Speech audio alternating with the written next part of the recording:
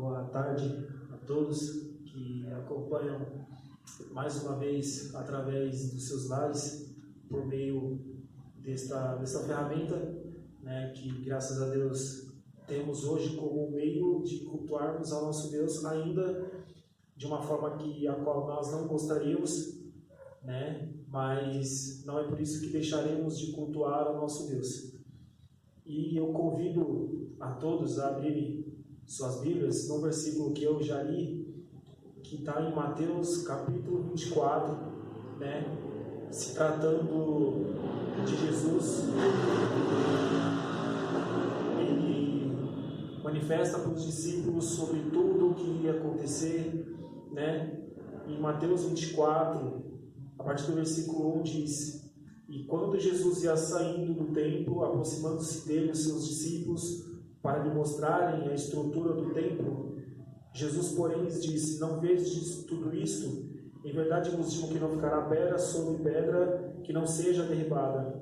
E estando assentado no Monte das Oliveiras, chegaram-se a ele seus discípulos em particular, dizendo: Dize-nos, quando serão essas coisas? Que sinal haverá da vinda e do fim do mundo? Então, no decorrer do texto, ou do contexto do capítulo 24, Jesus ele começa a dizer tudo aquilo que aconteceria, né? E isso vindo de um questionamento dos seus discípulos, dizendo de quando seria o sinal onde haveria a vinda do nosso Senhor Jesus Cristo.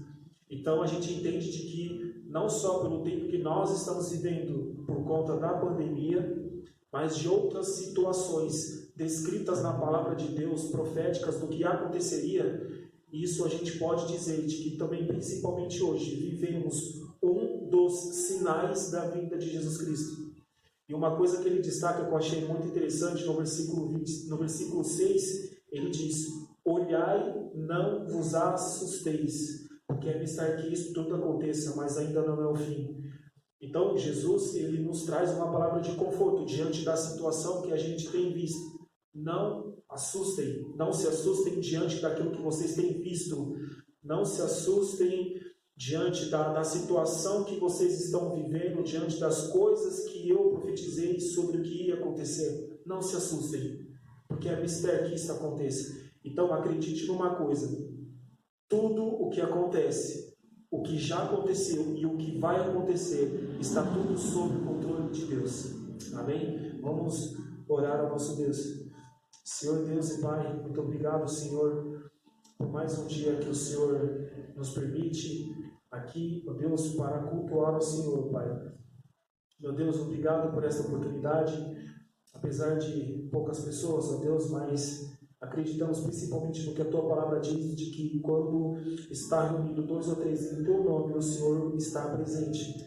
Então acreditamos, ó Deus, de que aqui neste momento o Senhor se faz presente, ó Pai. Então que possamos agora, neste tempo que nos é reservado, cultuar ao Senhor, ó Deus. E que as pessoas que também estarão assistindo, ó Deus, que o Senhor abençoe a vida de cada uma delas, ó Pai. E que elas juntamente conosco cultuem também ao Senhor, ó Deus.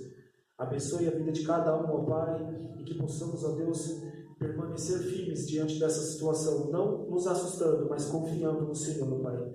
Obrigado por tudo, Deus, no nome de Jesus. Amém, Senhor. Amém.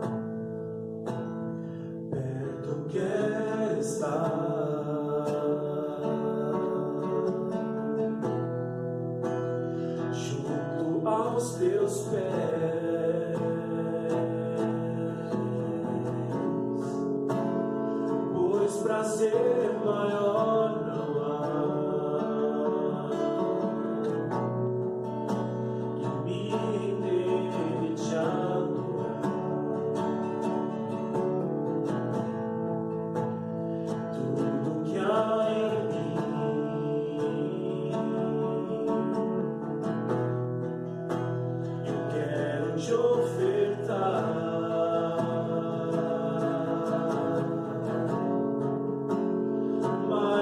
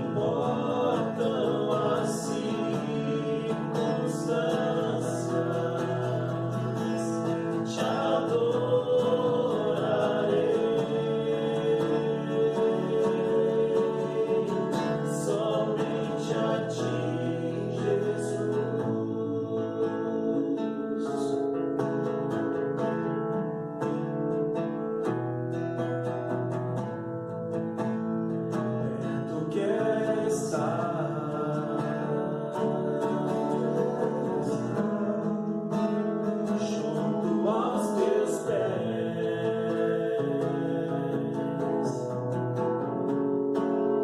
pois prazer maior não há de mim deixar.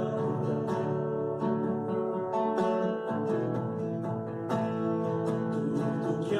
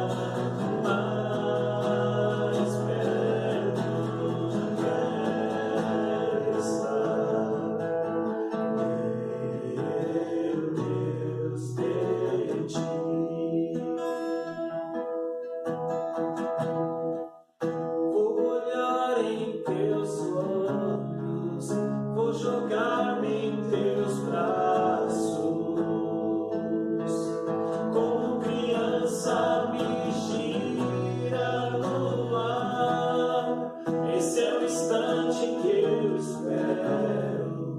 Esse é o momento que eu mais quero. A hora de te encontrar.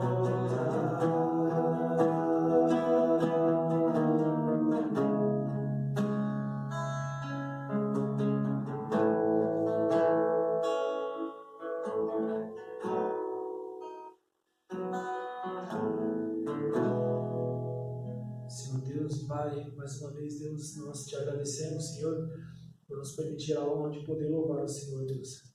Obrigado, Pai, pelos louvores que venhas fazer, ó Deus, não só apenas músicas, ó Pai, mas como uma mensagem em nossas vidas, ó Deus. Que tudo aquilo que cantamos e louvamos ao Senhor, ó Deus, que vivamos, ó Pai, também de acordo com aquilo que a gente apresenta ao Senhor.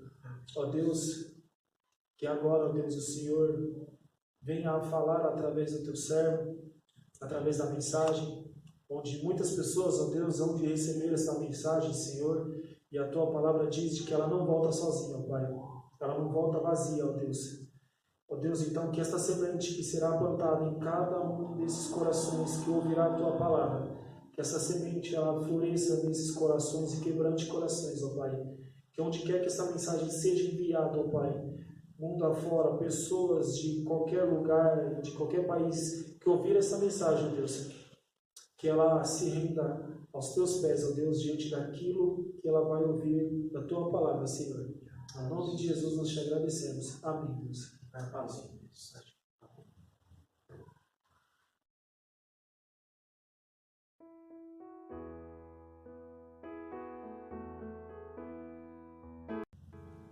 Olá, boa tarde, irmãos, todos aqueles que nos acompanham nesse vídeo aí, onde quer que você esteja. Quero dizer que é um prazer estar transmitindo essa mensagem a vocês que estão aí.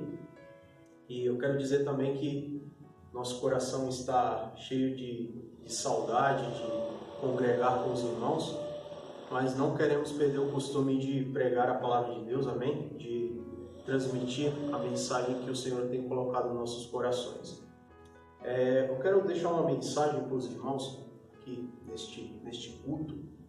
Espero que todos acompanhem com suas Bíblias. Vamos abrir lá em 1 Tessalonicenses, no capítulo 5, e a gente vai ver ali uma pequena passagem ali do capítulo 5 de 1 Tessalonicenses para a gente dar entrada aqui no nosso tema. Por meio desse texto a gente vai continuar a mensagem, amém?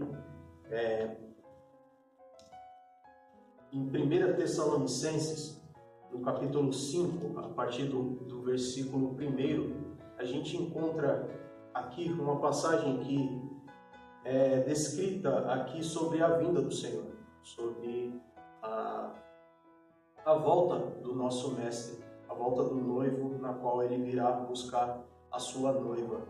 E capítulo 5, versículo 1, diz assim: Mas, irmãos, acerca dos tempos e das estações, não necessitais de que se vos escreva, porque vós mesmos sabeis muito bem que o dia do Senhor virá como um ladrão de noite. Porque quando disserem a paz e segurança, então lhes sobrevirá repentina destruição, como as dores de parto, aquela que está grávida, e de modo nenhum escaparão. Mas vós, irmãos, já não estáis em trevas, para que aquele dia vos surpreenda como um ladrão. Porque todos vós sois filhos da luz e filhos do dia. Porque todos vós, versículo 5, porque todos vós sois filhos da luz e filhos do dia. Nós não somos da noite nem das trevas. Não durmamos, pois como os demais, mas vigiemos e sejamos sóbrios. Porque os que dormem, dormem de noite, e os que se embebedam, embebedam-se de noite.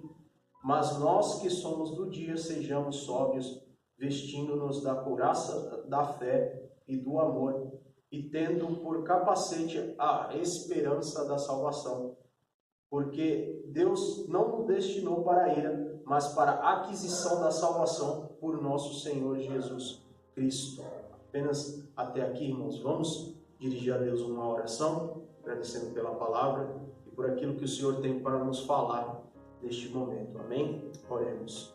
Senhor Deus e Pai, te somos gratos, Senhor Deus, por mais essa oportunidade, Senhor Deus, que nos é dada de transmitir a Tua palavra, Senhor Deus, de também nos alimentarmos com mais essa porção, Senhor Deus, pois sabemos, ó Pai, que a Tua palavra, Senhor Deus, é alimento para nossas almas, ó Pai, é luz para os nossos caminhos, ó Pai. Que o Senhor abençoe, Santo Deus, esta mensagem onde quer que seja enviada, Senhor Deus, onde quer que esta mensagem, a casa em que esta mensagem entre, Santo Deus, que o Teu Espírito, ó Pai, esteja trabalhando através dela, Santo Deus. Eu te agradeço por tudo que o Senhor tem feito em nossas vidas, ó Pai, pela salvação que nos é dada de graça, Senhor Deus, e também eu te agradeço, Senhor Deus, por tudo aquilo que o Senhor tem para fazer ainda através da Tua igreja, através do Teu reino nesta terra, Pai. Eu te agradeço em nome de Jesus. Amém. Amém.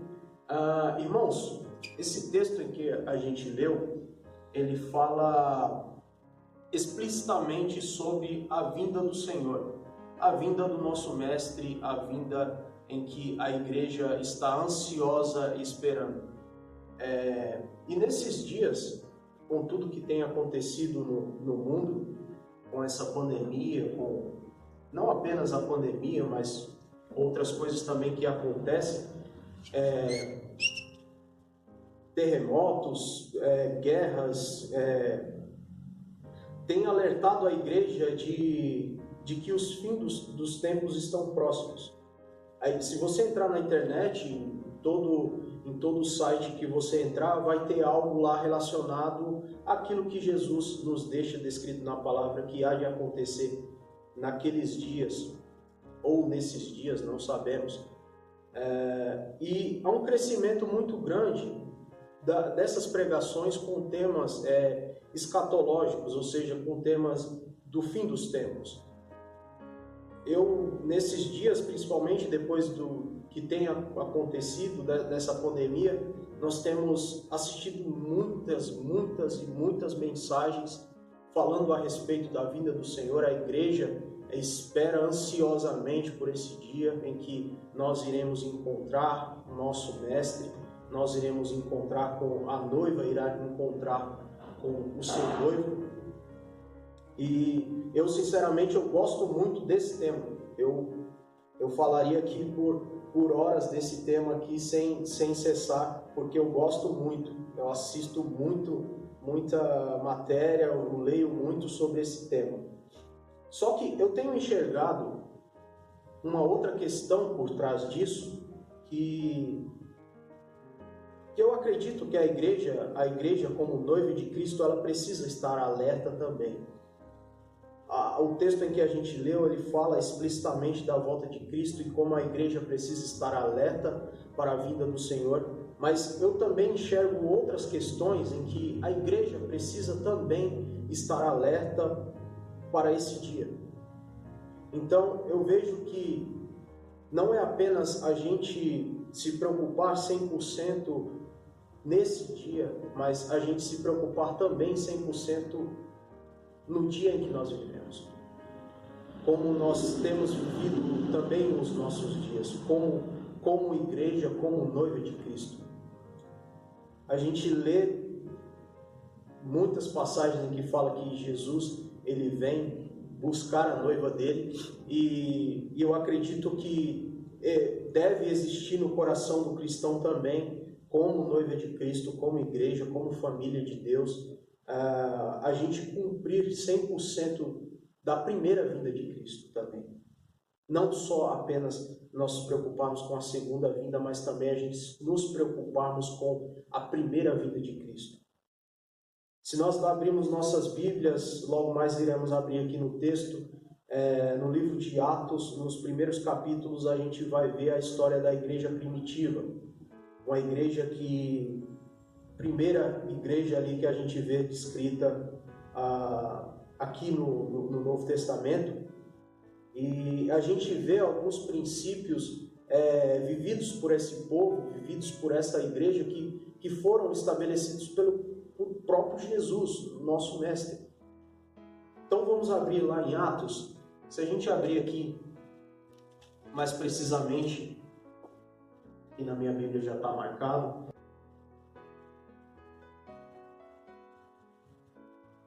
o texto aqui que antecede o versículo em que iremos ler, fala da conversão de 3.000 almas. Ali a pregação de Pedro pela multidão, e aquela multidão se batiza. Aí no versículo 41 a gente lê que, de sorte que foram batizados os que de bom grado receberam a sua palavra, naquele dia agregaram-se quase 3.000 almas. Uma multidão, 3.000 almas de uma só vez. E a partir do versículo 42, que aqui é o nosso tema, que eu quero trazer para os irmãos, para a gente analisar essa mensagem, é para autoanálise do nosso coração, da nossa vida, do modo em que nós temos vivido para Deus, como do modo em que nós temos sido igreja nesta terra, do modo em que nós temos trazido o reino de Deus para as pessoas.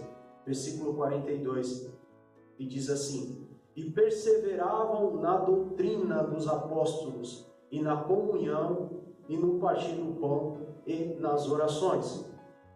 E em toda a alma havia temor, e muitas maravilhas e sinais sinais se faziam pelos apóstolos. E todos os que criam estavam juntos. Vou repetir esse começo do versículo 44. E todos os que criam estavam juntos e tinham em tudo em comum. E vendiam suas propriedades e bens e repartiam com todos segundo o que havia de mistério. E perseverando unânime todos os dias no templo e partindo o pão em casa, comiam juntos com alegria e singeleza de coração, louvando a Deus e caindo na graça de todo o povo. E todos os dias acrescentava o Senhor à igreja aqueles que se haviam de se salvar. Então a gente vê aqui descrito uma igreja, pelo menos na minha visão aqui do que a Bíblia aqui nos deixa, uma igreja que seguia 100%, seguia à risca daquilo que Jesus deixou para que a igreja seguisse. Ou seja, uma igreja comprometida com aquilo que Jesus era comprometido, aquilo que Jesus é comprometido.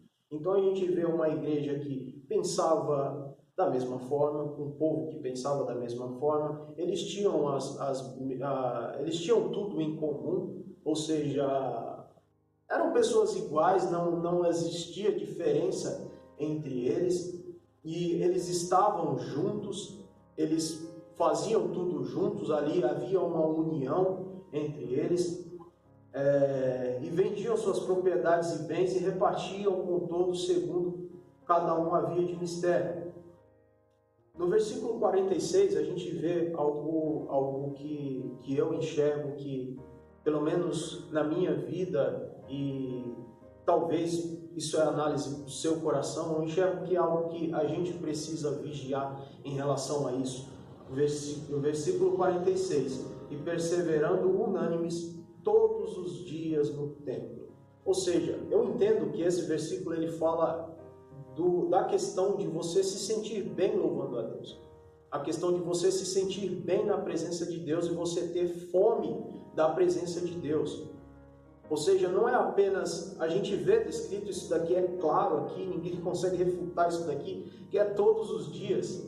Muitas vezes a gente tem 3 cultos na semana e a gente não vê todo mundo. Ou seja, pelo menos muitas vezes a gente não tem vontade de ir todos esses cultos.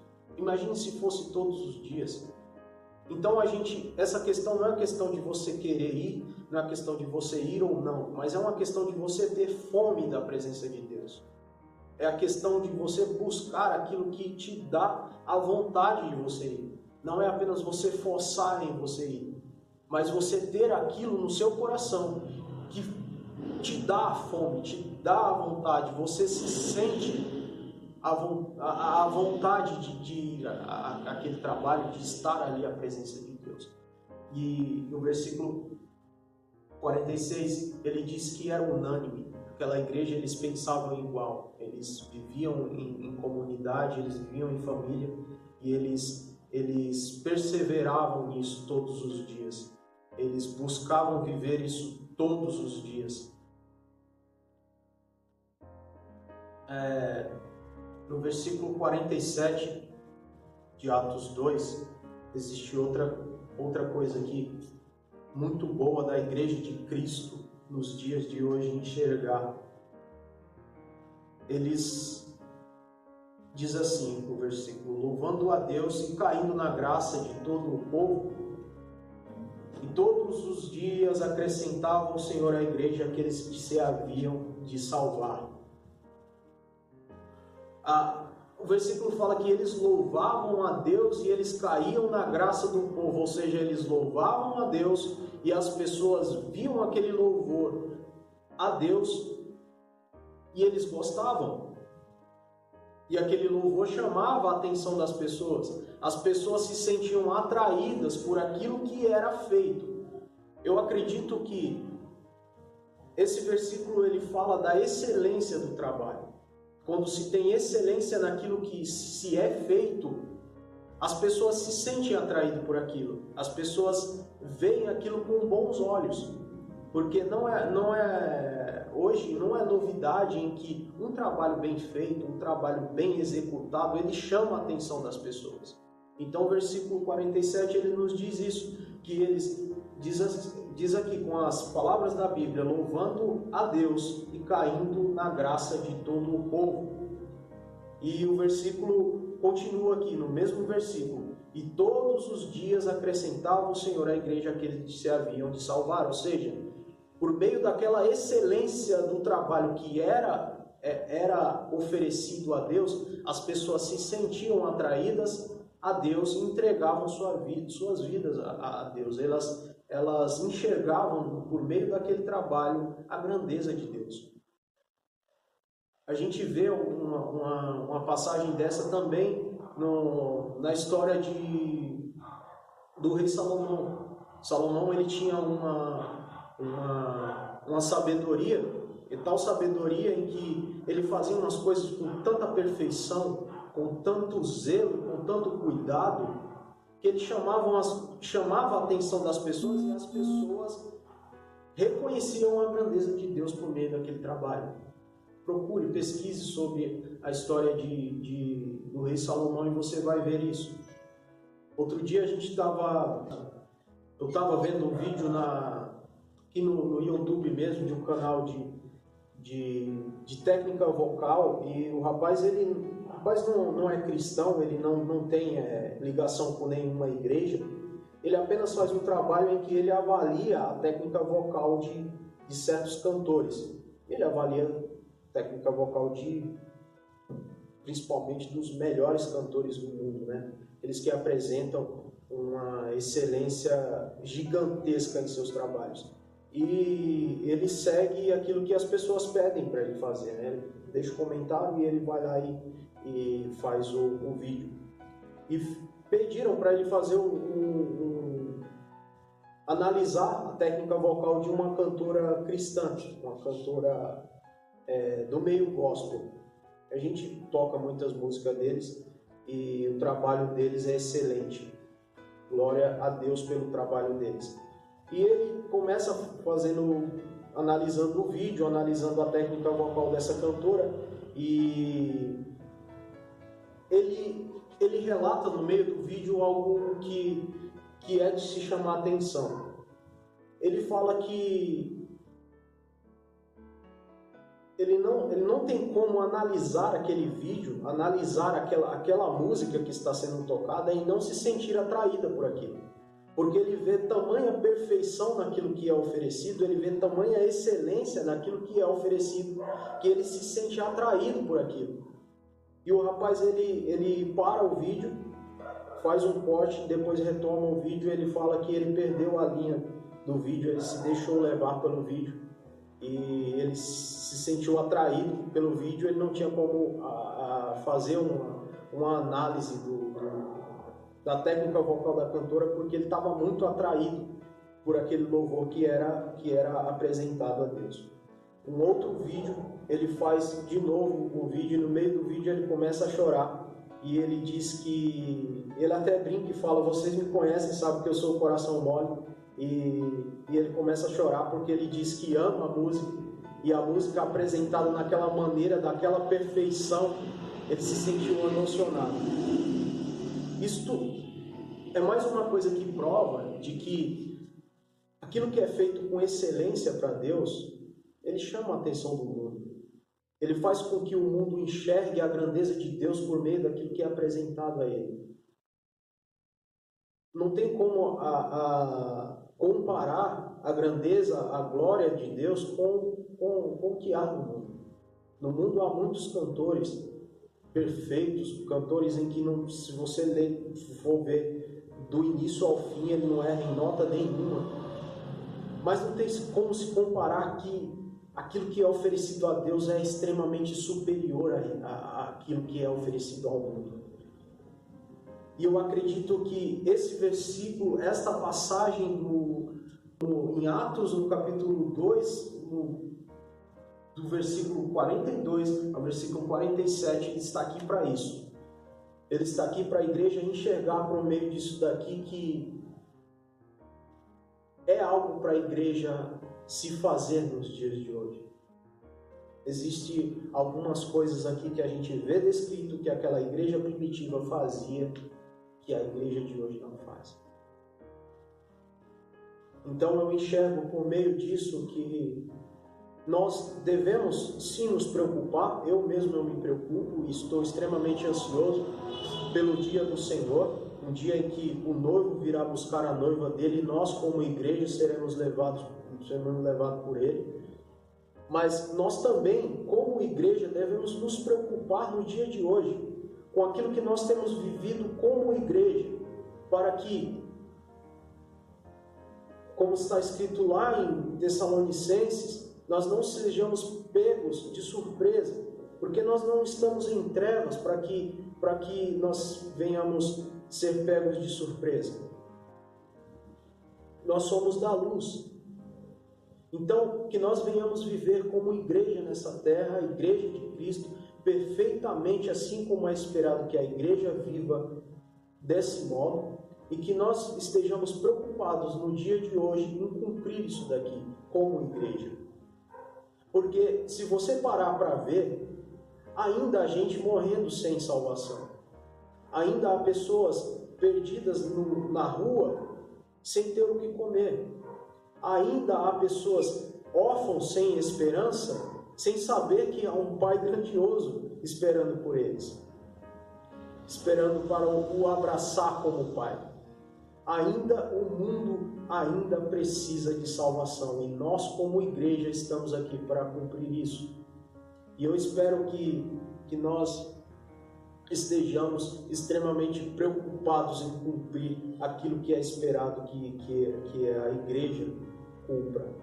Então, que essa mensagem fique no coração de cada um de vocês, assim como tem ficado no meu, assim como o Senhor tem falado muito comigo nesses dias em que as pessoas elas têm se perdido muito, as pessoas elas têm caído em pecados, elas têm se desviado do caminho do Senhor, mas uma coisa é certa: a igreja de Cristo ainda está aqui para isso.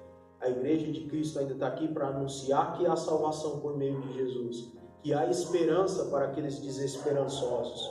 Outro dia a gente estava vendo algumas reportagens sobre a crise do Covid-19, e por meio dessa quarentena falaram que as pessoas, o índice de suicídio tem aumentado muito. Ou seja, as pessoas sem esperança, pessoas sem visão do futuro, pessoas que não sabem o que fazer. Então, nós como igreja, nós ainda estamos aqui para cumprir aquilo que o Senhor nos deixou para cumprir. Amém? Que o Espírito Santo continue essa mensagem no seu coração, continue falando ao seu coração, e que esta pequena mensagem seja lembrada em nossos dias. Amém? O Senhor possa abençoar cada um de vocês, onde quer que vocês estejam, toda a sua família, e que logo mais que o Senhor abençoe, que logo mais nós estejamos aqui reunidos, congregando como igreja. Amém?